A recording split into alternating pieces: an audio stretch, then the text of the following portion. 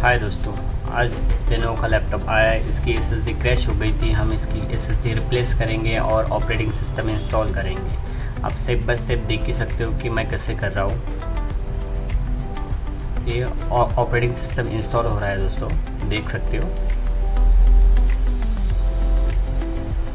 Complete installation देख लीजिए और इसके हिसाब से आप भी कर सकते हो।